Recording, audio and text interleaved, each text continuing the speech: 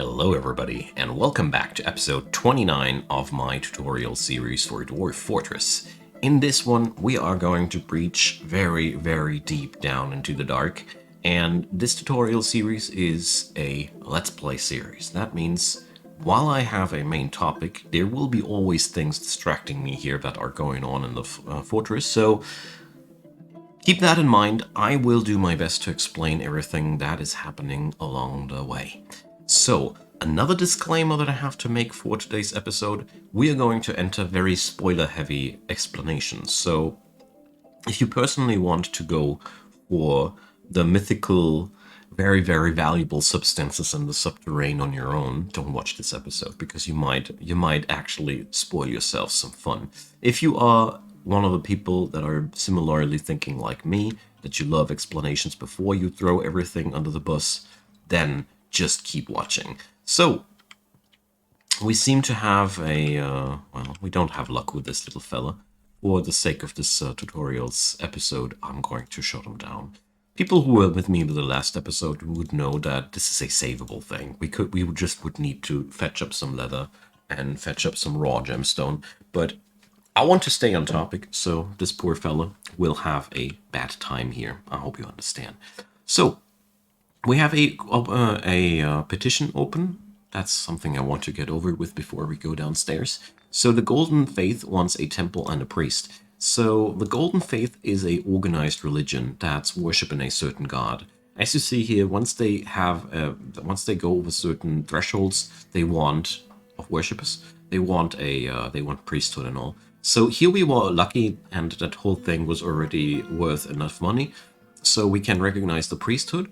You will have then the option to set up a priest in there, which is a benefit for the temple as far as I know, and then the request is considered as finished. Now then, let's get downstairs here. So in the last episode, we have secured the perimeter down here, but today I want to go for the deepest depths, you know?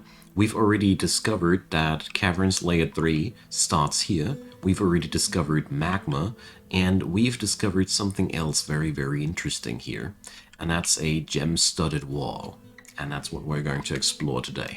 So, gem-studded walls are high danger areas because they contain what many dwarves are looking for when they dig really deep. The fabled metal adamantine is usually to be found in these. When there's visible adamantine around, you already get a readout about that, but I'd be very surprised if we don't hit adamantine here. So here's now the trick that we're going for. We can't see where that thing is happening, so we're going to go... Well, let's see. This is rather dangerous, so we're not going to go that way. But yeah, it's clearly visible that we're going to be able to get ourselves downstairs, something like there. Okay, so we're trying to approach that thing from above, which is, from my own experience, the most sane and safe way, because every other way is really dangerous. Things that can pop out of these gem-studded walls are magma, water, and other funny things. Let's see. Funny things that will require you to have quite a powerful military. Meanwhile, our haggard child is going on a rampage again. But, you know, this fortress is a freaking hot mess. I know that. It's always been like that. It's always going to stay like that because of the obvious reason that I'm just explaining too much here. So this room here, by the way, is meant to be as a stationing point for the military squads while we're doing the explorations down there, because I want to have a strike force ready to respond. So I'm also ignoring the request for the High Temple now. The High Temple works the same way the normal temple works. You need to cram in as much value as they desire, and then you can assign a High Priest in addition to the normal priest. But I don't want to focus this video into that, because there are no mechanics in it that you don't already know about, you know? There's nothing new that I would be able to explain to you there. So now we're assigning miners to this downstairs job. I'm pretty sure that we're going to get some, ooh, it's too hot here, designators. Oh, we don't. So under no circumstances are we going to punch through that thing, because, you know, we got no clue how much magma is around us here, so let's be careful with that. Okay. So we got this here, and you already see now there's now damp stone, there's warm stone, and there's super valuable gemstones around us. So this whole thing is not really visible from above. The only indicators that we got is that there's warm ground up above here. So we would need to conquer the entire branch here of the dungeon, which is also fairly possible. We could do this as follows. Come on, let's do this. We're going to go for this barracks where the spread fountains are doing their thing. We're going to dismantle that barracks. This is by all means no really optimal way, but you know, for the sake of demonstration, I think it does the trick. We are going to set up another barracks down here. You already might be familiar with the principle. And I forgot the name of these dudes. You can also check out here. So the smooth shields and the relieved tours. So the spread fountains, the name. Here we go. So now we're setting the spread fountains to train downstairs here. After a while, they should be arriving. So there we go. Now, in this vicinity here, there is no safety. Every single grid that we're punching in could be absolutely deadly. We don't know what's going to spill out of that wall when we punch in there. It could be really literally anything. What we're looking for is a breach into Adamantine. That's what we're actually looking for. I can already foresee that if I punch this damp wall here, we are going to get some baddies, or some water at least. So I'm spreading out the area before I do anything rash here. Also, there are sometimes weird interactions. The Doctor's Guild wants some guild hall. Yeah, we already know how guild halls work. So what I'm trying to do here is I'm trying to get myself some operating room. And what I tried to say was sometimes the designators with that warm stone are a little bit buggy. That means don't try to dig diagonally here. For example, this dude here could actually be leaking magma, because this one and this one show hotness, so this could be magma. Even though there is no warmth here displayed. Sometimes the game does that. Whenever a diagonal tile is adjacent to warm tiles like that, don't breach it. Unless you want to, unless you're aware of what you're doing and you're aware of the possibility that some magma might leak into your shaft there. Another cool thing that you can do here, if you don't want to waste your legendary miners, is to assign only dabbling and really crappy miners when you're starting to dig out these things. So basically you can unassign your really, really good miners, something like that, and now we're only choosing the worst of the worst. This is a pretty simple logic behind that. These assignments here are super dangerous. It's a good chance that you pop one of these things and there's just a gush of lava coming out and you're dead. End of the story for your miner. So when you're breaching these lower levels, you might want to consider sending your expendables, you know? Personally, something that I strongly recommend, because basically the chances that something bad comes out of these walls is much higher than the chances that something harmless is coming out of these walls. So I personally found that one really, really good trick to conserve my legendary miners, because it's really, really a shame if you have a legendary miner and he pops a lava pocket and he just melts. That's a very, very unworthy ending of these dudes, isn't it?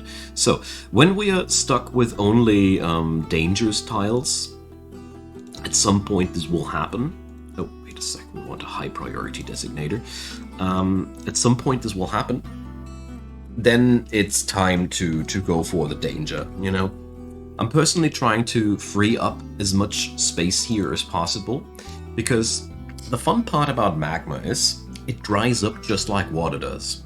So if there's enough room for the magma to spread out on the floor, and these are only small pockets, they are not like the magma sea here. There's really only a small amount of that stuff in there, and this way there's enough room for it to spread out, cool down, and then ultimately we can pick it up. So took a while for the newbies to pick up their tools and get down here. Pretty sure that's why it took so long. And as you see here, it's slowly getting clear that certain areas are just darned dangerous. But we're also starting to grind out the shape of that thing somewhat. But I repeat myself here. There is never a safe tile. Every time I punch open here something, it might be something bad, okay? Just keep that in mind for yourself. It's a little bit like playing Minesweeper, honestly, because we now, since we've chopped away these guys, we can now see that there's no direct magma connected to these. And the reward are the most valuable gemstones in the game. Emerald, diamonds, rubies, sapphires. This is why these things are highly desirable. Okay, so we are able now to discern that there's going to be no threat from these as well, and this way you can work yourself bit by bit forward. And if you ever stand at the point where you only have warm tiles left or wet tiles left, always go for the wet tiles first, because, you know, there is magma is much more lethal if it drips on your miner's boots. So another thing that we can now do here is also soon do a down staircase. So somebody stole one of our artifacts. I didn't pay good attention to that, so this is really bad, by the way. The creator of the artifact will grow highly depressive due to that. They really hate it when their artifacts get stolen. But since we are pretty much also at the end of this tutorial series, this is one of the last chapters that I want to do. I don't mind too much about the state of this fortress, honestly. There are tons of different topics that I could be talking about still in this series, but since I dedicated this as a beginner's tutorial series, I feel like we are surely leaving the beginners area. I could start explaining how minecart systems work, or how we could set up tree farms and whatnot, but technically these things all build up on systems that you are now already somewhat familiar with. And here we go. Party time! So, just like I said, there is no safe corner, and this is our first demon, I guess. So, wolf monster. That's a typical name of a demon. As we see here, they come with pretty decent combat stats, and they are quite deadly. So, a very large, noseless wolf twisted into humanoid form. By the way, these are always procedurally generated, so every world gets its own set of demons. That means in your world, most likely you will not have a wolf monster. And if you have one, it will be probably not with a poisonous sting. Whatever. So these guys are really bad news. Like, as bad as it gets. They are... Every demon is basically on the combat level of a Forgotten Beast. And sometimes even more powerful than that. So you really gotta be careful about these. And a squad of legendary dwarves clad in iron steel is good to deal with them, but sometimes you will have the situation that people will still die. And as you saw there, the mining dwarf totally got wrecked there, and the rest of the military squad got in there too late. So things are now getting interesting. So the most crappy thing now happening is that the demon is going to go through our base. So we can find them here. So the wolf monster is now entering this territory. Luckily we got more than enough fighting power around the corner, so the other squad can take this guy down. So let's check out the menu, the combat log here. So a demon, you got to imagine, a demon is roughly 12 times larger, 8 to 12 times larger than your average dwarves. So the game doesn't really give you a good perspective on it. These things are giantish, you know? That's why the monster is just scratching the miner and he's severing his foot just by a scratch. It's because of the size differences. And our miner, well, he didn't land any blows, so that went down as a miserable attempt. So yeah, no chance for the miner. And or Swordsdorf had a miss there as well. Missed the thingy here, and then he started to hit, but he lost as well. And as you see here, the combat lock is pretty long, and that thing certainly put up a hell of a fight. We ultimately won, but I want to emphasize now, this entire pillar is potentially filled with these critters. You know, whenever you punch open a area here, you will be either facing a demon, magma, or water, or nothing at all. Sometimes you just get lucky and there's just some goodie in there, but most of the time this ain't the case. You know, that's just how it is. All right. So now we've opened up another thing, and now the business goes on. You will require a lot of manpower to breach the lower depths like that. Since we are now so close to this area, I also want to punch down a hole here and see if we get lucky. So sometimes all you do is unleash another flying demon in that pit. And sometimes you just open up a cavity that's going to make working much easier. But if you can, these gem-studded walls are best delivered from top to bottom. If you start at a lower level and you want to work yourselves upstairs, it's way harder than doing it the other way around in my personal experience. So as you saw there, it was a wise choice to use the crappy miners, because they didn't survive. I knew that already, and that's why I said this episode is probably very spoiler heavy. So, a few other fun things about demons. Due to their procedural generation, everything's possible. They can be really just pretty harmless and get destroyed easily by your military, but they can also just rip apart an entire squad or get killed by your squad, and then they had some wonderful. And then they had some poisonous blood on them, which got spattered all over your dwarves, and because you don't have a freshwater source in the vicinity, they take that blood into the local tavern, and guess what? That blood is contagious, and everybody dies. It's great. So demons are really, really dangerous. So, but I'm digressing. So we found a pocket here, and the game told me raw adamantine, praise the miners. Here you see there's the first that's the first part of the adamantine, and that means we are now pretty sure that we can find adamantine. And check this out. So this little preparation here actually saved us from a lot of problems here. Look at that go. So that staircase down has somehow cleared up the vision in that area. I don't know how these things actually work, but I'm always very, very happy when they do work. So here's another cool trick that you can apply. Here, okay. So since this is a damp tile, and I already know that there is a damp tile, we can also tunnel up from above. So when we tunnel from above, I'll show you how that works.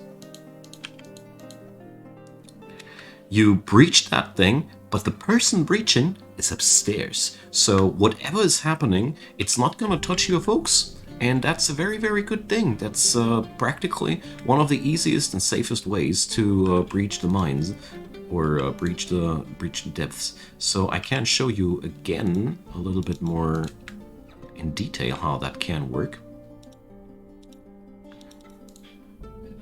But I guess you already get the idea. So that water here, as you see, it's gushing out of that pocket. But like I said, it is merely a pocket. Once the water has evaporated, it's gone. And it's not gonna come back ever again, and therefore it poses no threat, no problem, nothing.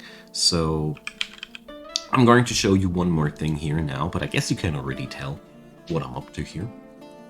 Once the lazy miners have made their way to minus 117. So here, by the way, we are hitting late end game. So these areas, this is as dangerous and difficult as the game will get on you. When you breach deeper than that, you know, I want to show you.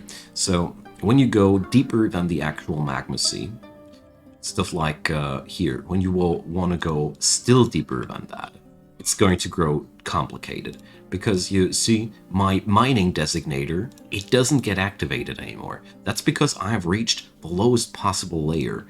And as you see there, here, semi-molten rock, that's usually a good sign for you having breached the lowest possible layer. You will be not able with normal methods. I call it normal because it is, you know, there are ways and means to breach that. But as a rule of thumb, when you hit rock bottom, there's no normal way getting deeper than that, except for these adamantine pillars. They go even deeper than that.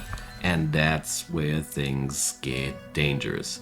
Because the moment you successfully go lower than that, you are entering what experienced players call the circus. So we've already seen a clown, right? You get the idea. We've had one clown in this episode. And if you open the door to the circus, it's gonna be full with clowns. Oh boy, my dudes just took down a they killed a forgotten beast just while I wasn't watching. So here you see the comparison between a clown and a forgotten beast. Forgotten beast was much less of a threat than the demon. So you see, it really depends on the Forgotten Beast, though. Not all Forgotten Beasts are made the same. And all creatures do have a learning ability. Or not all creatures, but most. So if a Forgotten Beast is racking up a lot of kills, it's growing more dangerous. That's what I'm trying to say. So here we are going to go for the same old trick here. We're going to dig a channel here. But the wonderful trick with that is, since the miner will stand above the problematic zone, it's going to be no problem whatsoever for the person in question, because there's simply no threat involved. Because he's going to put his shovel up there, and then the stuff will sputter out and ultimately dry out and give you the ability to breach the next area.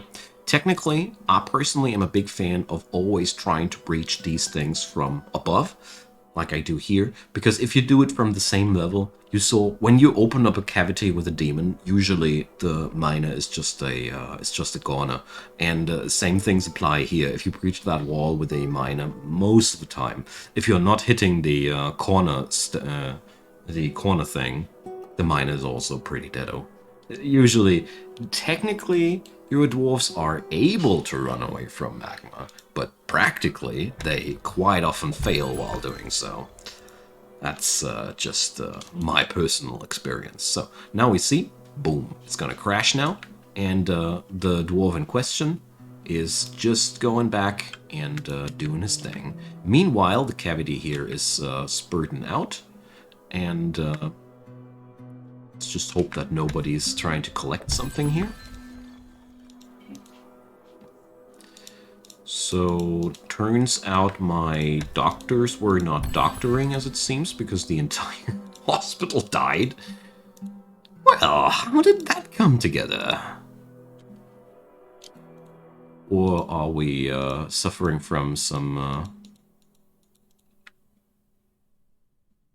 Why are they so stinky?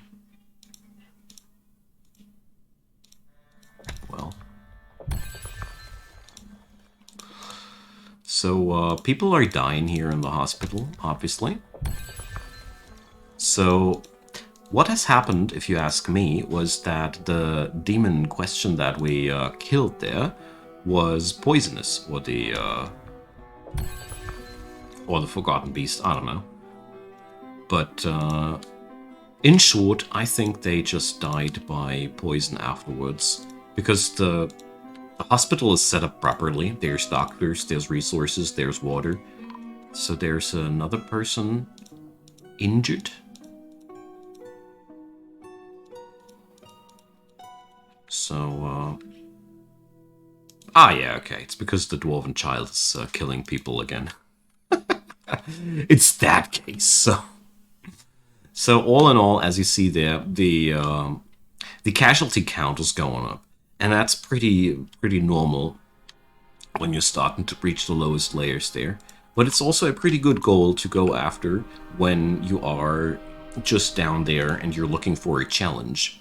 So it'll be now a long fight to get all that done. As you see here, downstairs here is now a freaking hot mess of magma.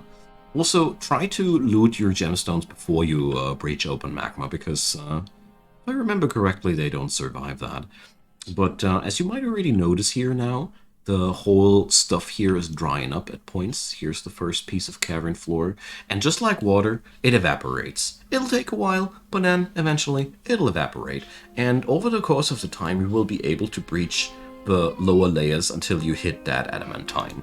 I just want to round up the tutorial about the adamantine, because the episode is going towards its end. So, adamantine is refined first at the Crafts Dwarves Workshop, as soon as I find one again.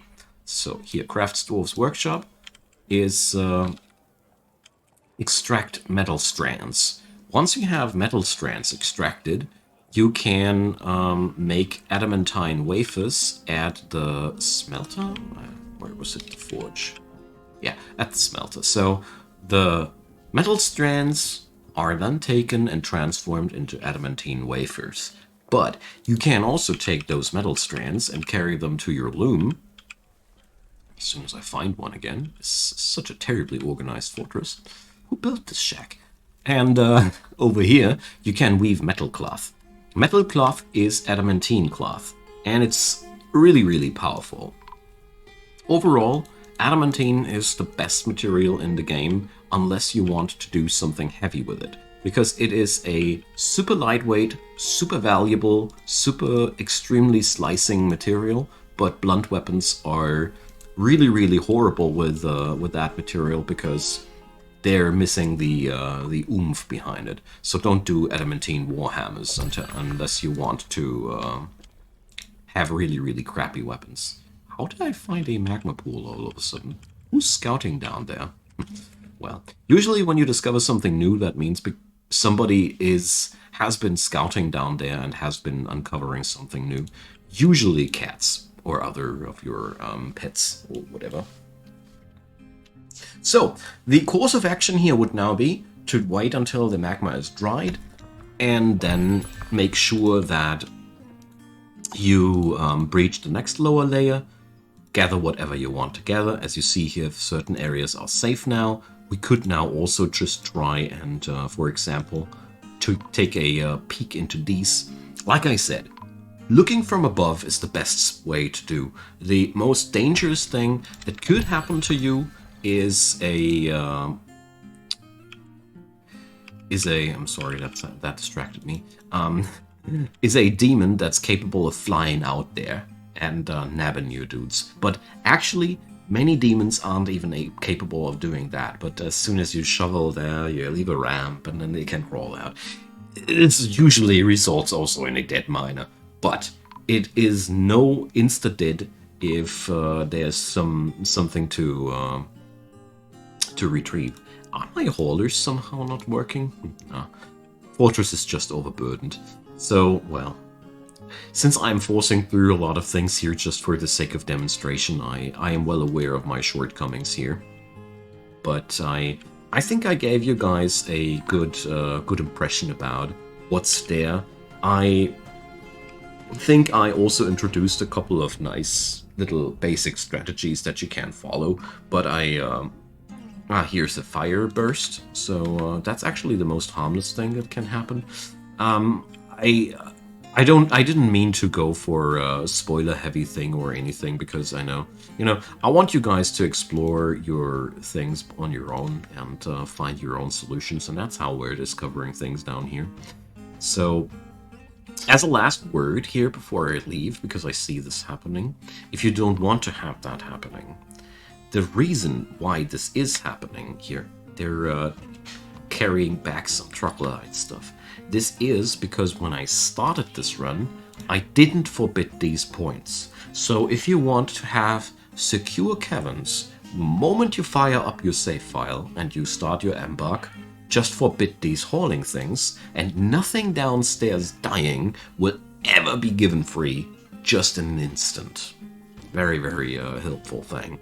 Okay, my friends, so I think that's a glorious end for today's episode. I hope you found it helpful, and in all honesty, this is probably also the last episode for this series. So, unless you folks give me a good topic that you want to see another episode about, I don't know what to make episodes about it now because we literally hit rock bottom. I don't want to spoiler here what happens when you breach the lowest levels and go too deep, because that would be spoiling the fun. I'm going to let you guys discover the circus all by your own, because nothing beats discovering the circus for the first time. So everybody, feel free to leave me your comments. I'm more than willing to do another installments in this series, but I really need inspirations, and I don't see anything I could fill a 30-minute episode right now, at least. So feel free to leave a thumbs up on that one, and a subscription would be also super, super awesome. There is a playlist link down there, or two playlist links actually, to my short and concise tutorials and my playlist series here. And last but not least, big thanks to all the supporters of this channel. This series is made possible by people like you who are just supporting this channel by subscribing, watching, donating, whatever. I really appreciate your help, because a content creator is nothing without his audience. So big thanks for watching the series, and feel free to check out the support links to PayPal, Buy Me a Coffee, and Patreon. I'd be delighted if you'd give them a look. And if not, don't worry, you're still around here. That's amazing. Thanks for that. See you guys next time. Bye-bye.